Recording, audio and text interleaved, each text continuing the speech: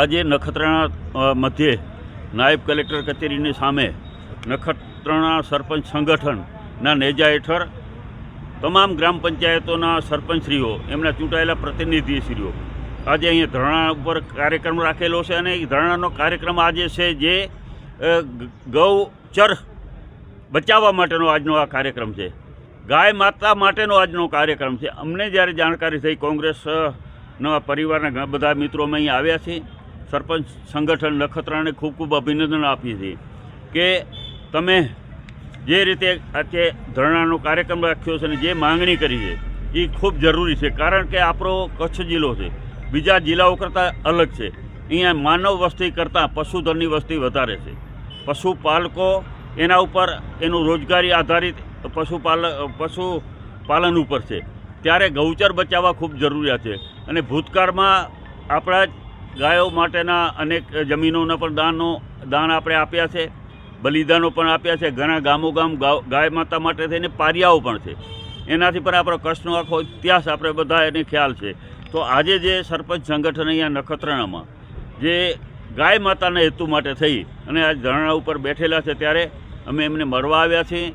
અને ખાસ કરીને અમે કહેવા માગીએ છીએ આપના માધ્યમથી કે ખરેખર નખત્રાણા તાલુકા સંગઠન, સરપંચ સંગઠને આજ પહેલ કરી છે. આવી રીતે કચ્છના તમામ તાલુકાના સરપંચ સંગઠનો જાગૃત બને, ચૂંટાયેલા પ્રતિનિધિઓ જાગૃત બને અને આપણે બધાએ ભેગા મળી અને ગૌચર તમે નિયમ કરી દીધું છે, પછી માપણી કરી દેવામાં શું વાંધો હોય?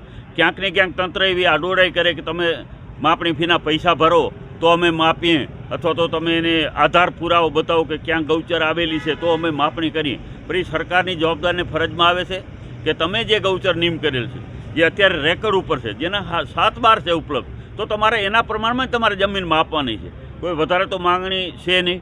તો આજે સરપંચ સંગઠનની માંગણી છે એ બિલકુલ વ્યાજબી એટલા માટે છે કે જે માપણીઓ નથી થતી, જે નકશામાં બેઠેલી નથી, એને કારણે પરિસ્થિતિ એવી થાય છે ક્યાંક ને ક્યાંક જમીનો ઉપર દબાણ થઈ જાય છે, ક્યાંક ને ક્યાંક ઉદ્યોગોને અને કંપનીઓને જમીનો ફાળવી દેવામાં આવે છે. તો આ જમીનના જે ગૌચર જમીનનું રક્ષણ કરવા માટે આજે આ સંગઠન ધરણા ઉપર બેઠેલું છે.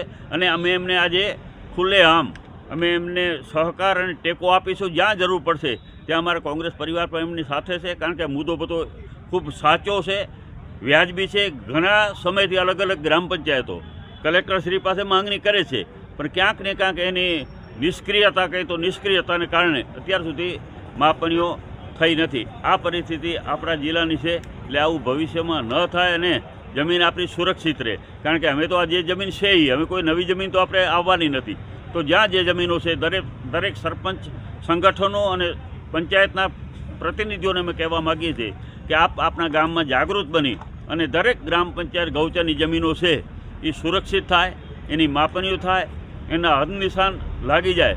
અને તો જ આપણે ગૌચર બચશે તો ગાય બચશે, અને ગાય બચશે તો આપણે બધા બચીશું. એ ભાવના સાથે આપણે બધા સાથે મળીને કામ કરીશું. તો આજે આ તાલુકા મત કે છે સરકારને વહેલી તકે આના માટે થઈ જાગૃત બની અને તાત્કાલિક ધોરણે આના હુકમો બહાર પાડે, નખત્રાણાથી શરૂઆત કરે અને આખા જિલ્લામાં ગૌચર જમીનો મપાઈ જાય એવી અમારી પણ સરકાર પાસે માંગણી છે. આજે આવેદનપત્ર અમે લઈ અને કલેક્ટરશ્રી અને ઉપર સરકાર સુધી અમે પહોંચાડી અને અમે પણ રજૂઆત અને માંગણી કરશું કે જ્યાં કચ્છ જિલ્લામાં છે જમીનો મપાણી નથી એ તાત્કાલિક ધોરણે જમીનો મપાઈ જાય. બીજો પ્રશ્ન આપણે અહીંયા જિલ્લાનો છે, ક્યાંક ને ક્યાંક સાથણીમાં જમીનો મળી છે, એ પણ કચ્છ જિલ્લામાં ઘણી જગ્યાએ હજી માપણી થયેલી નથી. એને કારણે પણ ઘણા બધા પ્રશ્નો, ઘણા બધા હાલાકી ખેડૂતોને ભોગવવી પડે છે. તો જે સાથણીમાં જમીનો મળી છે, જે એના હાથબારમાં છે, રેકર્ડ ઉપર છે, વાવે છે, પરંતુ એની માપણી નથી થઈ, તો એને હવે તાત્કાલિક ધોરણે એની પર માપણી થઈ અને કેજીપી બધેના થઈ જવા જોઈએ. તો જ આ કાયમી પ્રશ્ન જે અત્યારે દબાણના પ્રશ્નો છે, અનેક હાલાકી છે. ગૌચર જમીન ઉપર જો વાત કરીશ તો કચ્છ જિલ્લામાં 5 લાખ એકરથી વધારે તો ખાલી ગૌચર જમીન ઉપર દબાણ છે. અવારનવાર અમે પણ સરકારનું ધ્યાન દોર્યું છે કે આવા દબાણો ખુલ્લા કરી અને ગૌચર છે એ તમે સુરક્ષિત કરો, એના હદ નિશાન નક્કી કરો અને સરકારી ખર્ચે આ માપણીઓ થાય.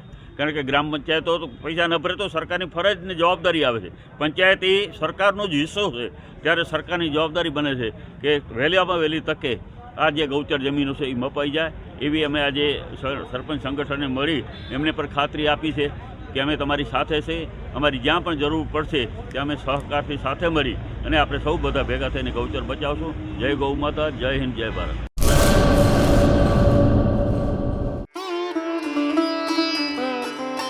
Health and magnetic nature cure centre, mud therapy, magnet therapy, shiatsu, ayurvedic massage, all type of herbal treatment, વા, ઘૂંટણ, કમરના દુખાવા, સ્ત્રી રોગ, વજન વધારવું, ઘટાડવું, ડિપ્રેશન, માઇગ્રેન, અન્ય દુખાવા. સમય સવારે 9 થી 1, સાંજે 4 થી 7. Naturopath Ayurveda massage specialist Eva P Makand, master of યોગ. એડ્રેસ 20 એકતા સોસાયટી, ગાયત્રી મંદિર પાસે, ભુજ, કચ્છ.